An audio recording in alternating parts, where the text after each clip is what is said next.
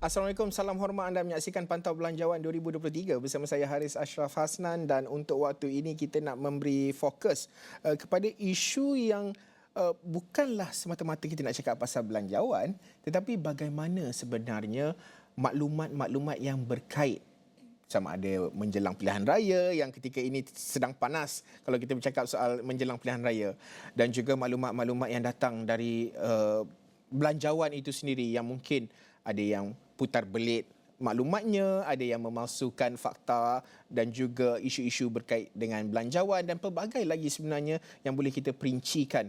Dan sudah tentu kita nak meneliti bagaimana usaha untuk mengekang maklumat palsu serta usaha untuk meningkatkan literasi di media sosial. Profesor Madya Dr. Sabaria Muhammad Saleh bersama dengan saya pada ketika ini di studio.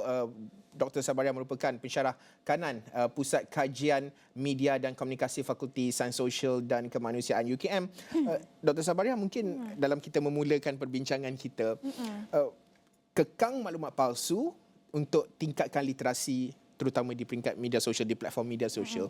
Memulakan perbincangan kita ini, pandangan doktor melihat terutama satu menjelang pilihan raya ini tengah panas, macam-macam maklumat, banyak platform orang berkongsi maklumat, berkongsi sama ada orang cakap itu fitnah ke, itu fakta ke, dan juga pemalsuan fakta dan sebagainya.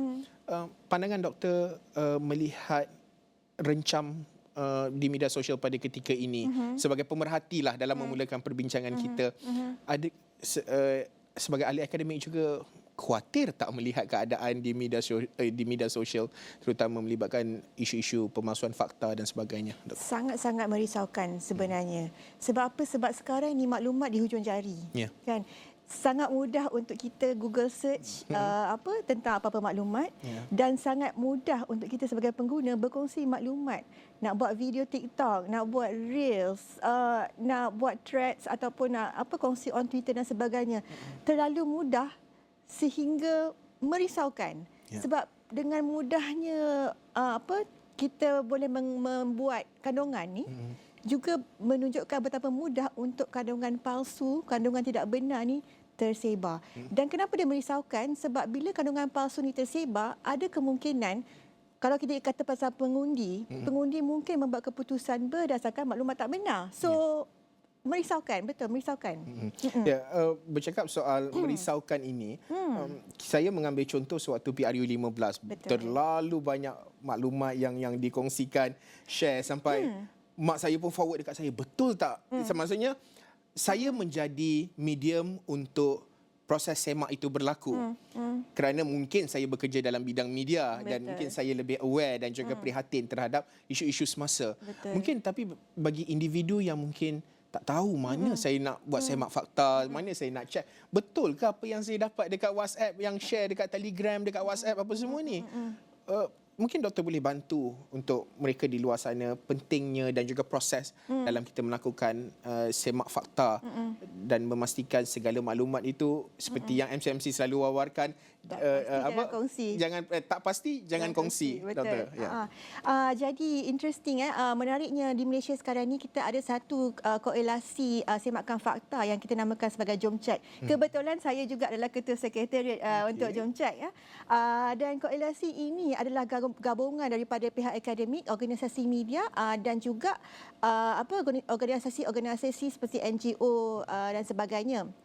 Jadi kami ada tip line khas untuk pilihan raya negeri, yang mana tip line yang sama kami telah gunakan semasa PRU ke-15 juga. Yang mana orang awam boleh bertanya soalan dan menghantar kepada nombor WhatsApp tersebut. Itu adalah satu cara. Mereka juga boleh email kepada chat@jomcheck.org.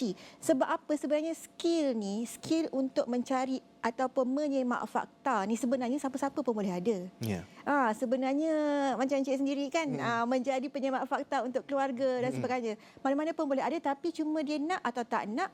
Dan juga perlu ada kesedaran sesetengah perkara yang dikongsi dalam propaganda, dalil-dalil dan maklumat poster, meme dan sebagainya. Bukan semua boleh kita semak fakta, sebab ia adalah pendapat, tohmahan, tuduhan dan sebagainya. So it's very important, sangat-sangat penting untuk ada skill semakan fakta, tetapi ada option lain jika tidak mampu untuk melakukannya, boleh ke Jomcat untuk bertanya dan meminta bantuan. Ya, isu fakta, semak fakta ini, proses semakan fakta ini, mungkin doktor boleh sambung ataupun memperincikan berkenaan dengan proses semakan fakta dan pentingnya sama ada menerusi proses demokrasi untuk menentukan kertas undi itu dan juga dari segi kelangsungan ekonomi negaranya dalam memastikan kestabilan dan juga ketenteraman awam terutamanya, doktor. Okey, mungkin saya boleh ulas sedikit tentang semakan fakta yang telah Jomcat lakukan pada GE ke-15 baru-baru ini. So in total secara keseluruhan kami telah mendapat tips daripada pihak awam sebanyak 124 persoalan yang mereka kata betul ke tak betul, boleh tolong cek ke tak boleh betul, betul ke tidak betul, tak betul. kan? So isu-isu atau topik-topik yang ditanya adalah berkaitan dengan politik. Okey, kalau politik kita boleh kata macam contohnya, adakah dalil begini yang disampaikan oleh pihak ini benar atau salah, ataupun dia adalah ucapan yang diberikan semasa kempen dan sebagainya, adakah bahagian ini betul atau tidak. Okey, dan ada juga daripada segi soalan berkisar ekonomi, betul macam contoh, betul ke harga minyak akan turun jika siapa-siapa menang dan sebagainya. Dan kita juga ada soalan daripada segi keselamatan, contohnya betul ke terdapat rapat umum di kawasan ini, betul ke terdapat pergaduhan di tempat ini dan sebagainya. Cabut bendera lah, cabut bendera, soalan perkara-perkara kuda ke apa kan. Itu pun ada juga yang tanya betul ke tak betul. And then ada juga soalan tentang proses pengundian itu sendiri. Contohnya bolehkah bawa handphone dan etc. Itu adalah antara persoalan-persoalan yang telah ditanya.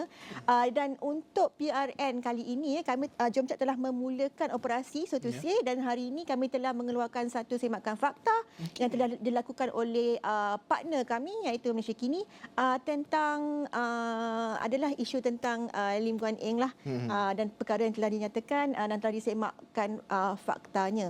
So pelbagai topik yang digunakan sebagai strategi saya percaya dalam berkempen mungkin bukan sahaja daripada pihak ahli politik, tetapi daripada penyokong-penyokong tegar yang membuat secara sukarela. It could be cyber troopers, tapi ia juga mungkin secara sukarela kerana fanatik. Betul. Ya, betul.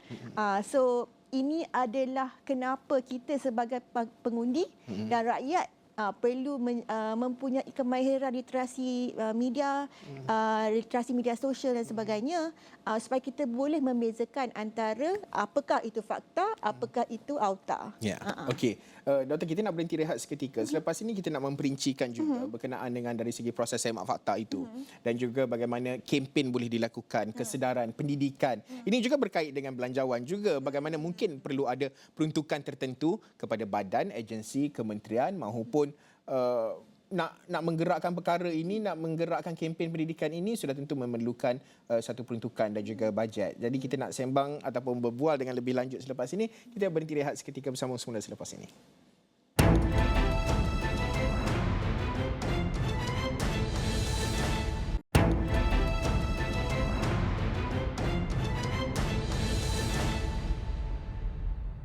Okey, baik, kita bertemu kembali dalam Pantau Belanjawan 2023 bersama saya Haris Ashraf Hasnan dan juga tetamu di studio Profesor Madya Dr. Sabaria Muhammad Saleh, pensyarah kanan Pusat Kajian Media dan Komunikasi Fakulti Sains Sosial dan Kemanusiaan UKM.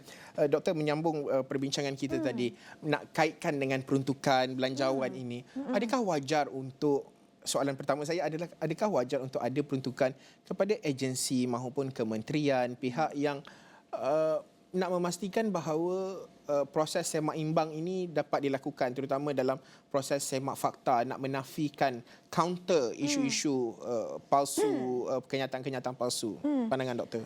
Pada pandangan saya, sebenarnya memang agensi semakan fakta atau organisasi semakan fakta memang kekurangan peruntukan wang. Okey. Tetapi agensi semakan fakta juga perlu menjamin dia punya ketelusan, keseimbangan, dia tidak bias kepada mana-mana pihak. Jadi jika mendapat peruntukan kerajaan, ia mungkin akan ada satu repercussion ataupun kesan konflik of interest conflict of interest ataupun kepercayaan rakyat dapat terima daripada orang kerajaan ni nanti macam ni. You need to follow the paymaster pula nanti kan. Betul. Jadi walaupun cadangan itu sangat bagus, mungkin wang tu instead of memperuntukkan untuk agensi semakan fakta, kita boleh salurkan kepada kempen-kempen kesedaran literasi media, salurkan kepada guru-guru misalnya untuk lebih terlibat dalam inculcate kemahiran literasi media dan maklumat dalam kalangan pelajar dan sebagainya. Saya percaya macam contohnya MC memang telah melakukan kempen contohnya klik dengan bijak.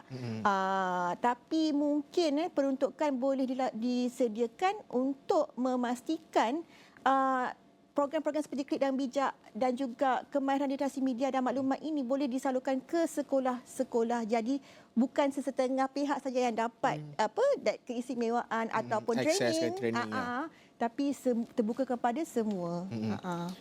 Doktor melihat terutamanya kalau kita bercakap soal pada saat ini dan juga ketika ini platformnya pelbagai banyak. Macam dulu kita selalu cakap sewaktu PRU 13 ataupun PRU 14 sebelum PRU 13 14 kita selalu nampak waktu itu adalah hangat di Facebook dan juga Twitter lah. Facebook Twitter, perang di Facebook Twitter. PRU 15 kita saksikan TikTok pula kemunculan pelbagai video kempen, sama ada video ucapan dari kempen itu fakta ke, palsu ke, keluar je dekat feed, orang dengar, oh ya ke, oh dia ni cakap sekian. Dalam bentuk cabaran. Sebagai individu dan juga pasukan dalam nak melakukan proses semak fakta ini, apa bentuk cabaran yang didepani oleh pasukan doktor sendiri? Cabaran yang didepani adalah salah satu cabarannya apabila individu-individu yang datang tanya soalan sama ada boleh tak tolong semak ini betul atau tidak. Kadang-kadang individu yang bertanya soalan tu dia tak pasti apa yang dia nak kita semak. Tak jelas. Dia pun tak tahu. Contoh dia bagi kita video 3 jam, berdurasi 3 jam. Jadi dia punya soalan adalah betul tak? Jadi kita akan tanya bahagian mana dalam video itu yang you nak kita semak. Itu adalah cabaran, I think one of the biggest cabaran yang kami ada. Sebab apabila kita dah identifikasi atau dah kenal pasti apa yang disemak faktanya, the proses akan smooth. Kita akan gunakan tools yang ada, Google search, reverse image search, geolocation dan sebagainya untuk melakukan semakan fakta tersebut. Tapi nak kenal pasti apa yang perlu disemak fakta, itu adalah salah satu cabaran terbesar bagi kami lah. Sudah tentu betul. Lagi kalau ikut ceramah, kalau ceramah itu disiarkan selama mungkin 3-4 jam dan ada beberapa speaker jurucakap di dalam ceramah 3-4 jam itu juga sudah tentu menjadi cabaran yang disebutkan oleh doktor. Menyebut berkenaan dengan orang cakap didikan itu perlu bermula dari di peringkat awal. Bagaimana konsep ataupun konteks pendidikan dalam kita nak memastikan proses semak imbang ini, proses semak fakta ini dapat dijalankan dengan baik, terutama di peringkat pendidikan, sama ada di peringkat pendidikan awal maupun di peringkat sekolah serta di peringkat tertiary education sendiri. Pandangan doktor proses nak mendidik itu bagaimana doktor? Sebenarnya pada pendapat saya, bila kita nak mendidik anak-anak kita dalam semakan fakta, dalam literasi media, dalam literasi maklumat ni, kita boleh embedkan ataupun masukkan unsur-unsur itu dalam pengajaran. Contohnya dalam matematik, geografi, sains. Sebab semakan fakta ni tidak perlu ada subjek khas. In fact, kita ada organisasi pendidik literasi media dan maklumat di Malaysia yang terdiri daripada para guru-guru dan pensyarah-pensyarah yang sangat passionate tentang perkara ini. Mereka melalui trainings daripada segi literasi media dan maklumat. Mereka ada akses kepada data bank yang disediakan oleh ARUS. Data bank bagaimana kita nak includekan atau embedkan pengajaran dan pembelajaran literasi media dan maklumat dalam matematik dan sains, kimia dan sebagainya. Cuma ia dilakukan daripada segi passion cikgu itu sendiri. Kalau cikgu itu tak ada, kita tak nak paksa cikgu untuk buat perkara tersebut lah. Tapi it's good kalau kita boleh adakan, mungkin masukkan sikit dalam kurikulum yang mewajibkan perkara ini diajar di pihak sekolah seperti mana dilakukan di Filipina, yang mana mereka ada unsur-unsur MIL, literasi media dan maklumat dalam pembelajaran di sekolah. Ya, dan sudah tentu dalam proses pengajaran itu juga seperti yang dicadangkan oleh doktor, melihat kepada warga pendidik itu. Betul. Mungkin boleh memberi contoh lah kan kepada pelajar-pelajar, dan kemudian pelajar boleh melakukan proses semak fakta itu. Betul. Kerana sekarang ni pun di peringkat sama ada di sekolah rendah, sekolah menengah dan sebagainya, maklumat, gadget dan sebagainya semua ada, semua dah boleh proses penilaian itu boleh dilakukan. Betul. Kawasan-kawasan akses, kerana kita lihat bahawa kita tahu terutama kalau kawasan luar bandar dan sebagainya, sama ada mempunyai jaringan internet yang baik ataupun yang masih lagi yang mengalami isu kekurangan jaringan internet yang baik. Pandangan doktor melihat kepada penyaluran maklumat itu, kerana penyaluran maklumat fakta itu amat penting. Jika saya tanya, mungkin saya sahaja yang tahu. Betul. Tetapi bagaimana kita nak pastikan maklumat yang fakta yang saya tahu itu boleh disalurkan kepada lebih banyak peringkat masyarakat, doktor? Dekat sini saya rasakan peranan CSOs, peranan civil societies di sini boleh mengambil peranan. Okey, contohnya kalau kita lihat, saya ambil contoh di Filipina dan di Indonesia, mereka menggunakan network imam, gereja dan sebagainya untuk membantu menyalurkan maklumat-maklumat benar. Let's say ada maklumat palsu yang tersebar, contoh tentang halal dan sebagainya. Jadi mereka akan mula menggunakan network petani, network guru-guru of course, dan juga imam, padri-padri dan sebagainya untuk membantu menyebarkan maklumat yang benar. Dan perkara ini saya tak lihat lagi di Malaysia. Ketua komuniti lah, lebih kepada ketua komuniti. Macam opinion leader. Opinion leader, ya, betul. Pemimpin pendapat kita di Malaysia, kita banyak lihat kepada influencer sahaja. Saya tengok. Tapi actually kalau di kampung-kampung ataupun di luar bandar, pemimpin pendapat dia mungkin bukan influencer, tapi mungkin lebih kepada pemimpin agama, kepada guru-guru, kepada ketua kampung dan sebagainya. Jadi mereka inilah orang-orang yang kita perlu approach dan juga gunakan untuk bantu sebar maklumat yang benar. Nak memperkasa mereka itu juga satu perkara yang cukup penting, ya, dalam penyaluran maklumat. Dan sudah tentu ini merupakan cabaran yang cukup besar, kerana satu platform dah banyak, maklumat itu begitu pantas sekali. Betul. Di peringkat kerjasama, mungkin selepas ini JomCheck sendiri dilihat ada kerjasama dengan beberapa agensi juga. Mungkin boleh kongsikan dalam bentuk kerjasama yang dilakukan bersama dengan badan-badan, sama ada research firm maupun media sendiri dan sebagainya. Doktor boleh kongsikan? Jadi kerjasama yang kami lakukan adalah dengan organisasi media dan juga dengan pihak akademik dan juga civil societies. Jadi kerjasama yang dilakukan ini, satu adalah berbentuk dari segi semakan fakta. Jadi organisasi media dan juga certain civil society seperti CIJ dan Bersih banyak melakukan semakan fakta, yang mana kami di JomCheck membantu untuk mengkoordinasi. Okey, dan sementara itu organisasi media yang lain juga dan juga pihak akademik dan CSO yang lain membantu untuk amplify dan menyebarkan semakan fakta yang telah dilakukan. So that is the bentuk kerjasama yang kami bentuk, dan kami cuba untuk reach out kepada lebih banyak badan-badan yang sanggup dan hendak bekerjasama dengan JomCheck untuk memastikan penyebaran maklumat palsu ni boleh dibendung dan kita boleh sampaikan maklumat yang benar. Dan saya percaya di peringkat media sosial juga banyak peranan. Kalau kita lihat di peringkat Twitter, sama ada kalau nak dikatakan sebagai individu pempengaruh maupun mereka cyber trooper ke kan, sebab sekarang ni cyber trooper kalau kita lihat sama ada cyber trooper di pekat kerajaan ataupun pembangkang, okey, bila pihak ni naik isu, saya nampak itu sedikit sebanyak agak sihat juga apabila saling counter dan juga bila counter itu mengemukakan fakta dan juga maklumat yang sahih. Itu amat penting untuk kita telitikan.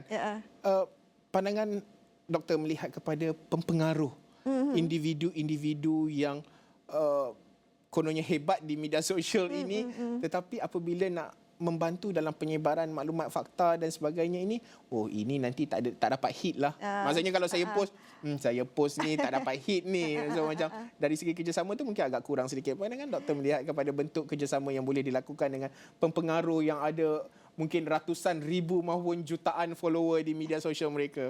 Yes, sebab pempengaruh ni memang banyak kesan influence dia kepada followers. And I understand sebab bentuk business model pengaruh ni memang dollars and cents. Berapa IG story yang dibuat, berapa ringgit yang dapat dan sebagainya. Betul. Tetapi saya rasa ini perlu kita lihat dari segi bentuk tanggungjawab sosial. Tanggungjawab sosial dia sebagai pempengaruh untuk menjamin kemaslihatan, kita punya kedamaian, keharmonian negara. Mungkin tidak dapat daripada kepuasan dari segi ringgit dan sen, tetapi ini adalah cara anda untuk contribute kepada pembangunan negara, social change Malaysia sendiri. Dan sudah tentu ini merupakan satu proses yang cukup penting dalam kita memberi pendidikan dan juga nak memastikan bahawa rakyat faham apa yang perlu dilakukan, apakah prosesnya. Dan saya percaya individu-individu yang mungkin rasakan diri mereka berumur, kalau level mak-mak lah yang mungkin 60 tahun ke atas dan sebagainya, mereka juga semakin terdedah dengan maklumat, banyak maklumat, dan juga proses semak imbang itu juga mereka boleh lakukan sendiri. Dan sama ada melihat di saluran media rasmi ataupun media arus perdana, maklumat-maklumat yang disalurkan kepada mereka, penting untuk pendidikan itu disalurkan. Harapan berbaki lebih kurang dalam 1 minit ini, harapan doktor kepada mereka yang di luar sana, sama ada yang nak berkempen nak pilihan raya ni satu perkara, yang nak menerima maklumat dan juga proses semak fakta itu perlu dilakukan, doktor. Okey, harapan saya adalah jika anda tidak pasti, jika anda rasa ragu-ragu, boleh reach out kepada Jom Check melalui tip line kami 017-477-6659. WhatsApp sahaja. Kami juga berada di media sosial dan sebagainya, sebab saya faham musim pilihan raya, macam-macam maklumat yang akan diterima, macam-macam yang akan mengelirukan. Jadi kami di sini untuk membantu anda membuat semakan fakta. Okey, alright. Okey, doktor, terima kasih banyak sudi bersama dengan kami di Astro Awani. Sudah tentu ini merupakan satu proses yang cukup penting dalam kita menentukan individu yang akan duduk di kerusi Dewan Undangan Negeri di negeri-negeri, 6 negeri yang akan mengadakan pilihan rayanya. Penting juga maklumat-maklumat dan profesional dalam proses berkempen, sekaligus untuk memastikan janganlah nak mengelirukan rakyat dengan berkongsi maklumat-maklumat yang tidak sahih dan sebagainya. Terima kasih sekali lagi Profesor Madya Dr. Sabaria Muhammad Saleh, Pensyarah Kanan Pusat Kajian Media dan Komunikasi, Fakulti Sains Sosial dan Kemanusiaan UKM. Dan sudah tentu Pantau Belanjawan akan berkongsi banyak lagi maklumat berkait di siri-siri yang akan datang. Sekian saja untuk waktu ini. Saya Haris Ashraf Hasnan. Assalamualaikum, salam hormat.